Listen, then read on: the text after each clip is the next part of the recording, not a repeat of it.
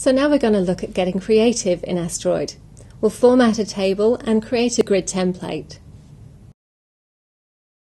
I've run an example table here looking at eating out and fast food activities in the last 3 months by ages.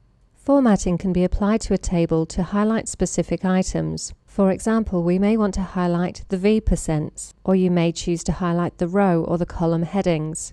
To apply formatting to the table, we need to go to the Grid Template button. In this Grid Template area, you can see that we have all the different items that could appear on a table. So what I'd like to do for this exercise is to apply formatting to the vertical percentages. First of all, we select that line and then go into the Format area.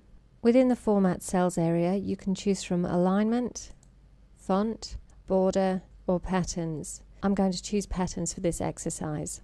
I'll pick Red, and note that this currently has none. If I choose Red here, once you have a color within the sample area, then you can click OK. Say OK, and it's applied the red formatting. If I want to make any changes to that, we can go back in, select the line, go into Format, and choose the pattern again, and this time I'll choose green, and again it's changed the formatting. I'm going to make some other changes. We'll apply another color to the horizontal percentages. We'll choose yellow for this one. And there we have the V% and the H% both formatted. I can save that formatting if it's something that I think I'll use on future tables. So we go to Grid Templates and then Save Template, and I'll call this one Colors. It will save it in a default location in Asteroid and include the AGT file type. Now if I clone that table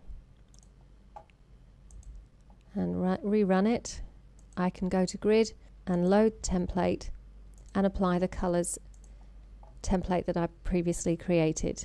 And again, if you need to make further changes to that, you can go into Format, make the change, and when you go back to save the template, you simply overwrite the previously created template. Also within Grid Template, you have Save as Default. If this color scheme was something you wanted to use every single time you ran a table, you could save it as the default and then it would be applied to every table. Another option we have with templates and with formatting is to specify a rule, and this is known as conditional formatting. I'm going to take another copy of this table and we'll run the table.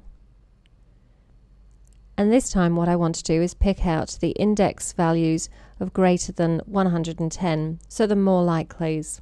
In the Grid Template menu, we can go to Index Value and click on Insert a Rule. So we're looking for greater than or equals 110. We click on OK. This is the rule or the condition, but note that there is no formatting as yet. So again, we need to go in and apply the formatting. The remaining cells are going to be clear of any formatting. And you can see that it has picked out all of the index values of 110 or greater. Another option we can do is to go back in and insert a second rule. And this time we may want to indicate the values that are less likely. So we'll say less than or equals to 90 and assign a color.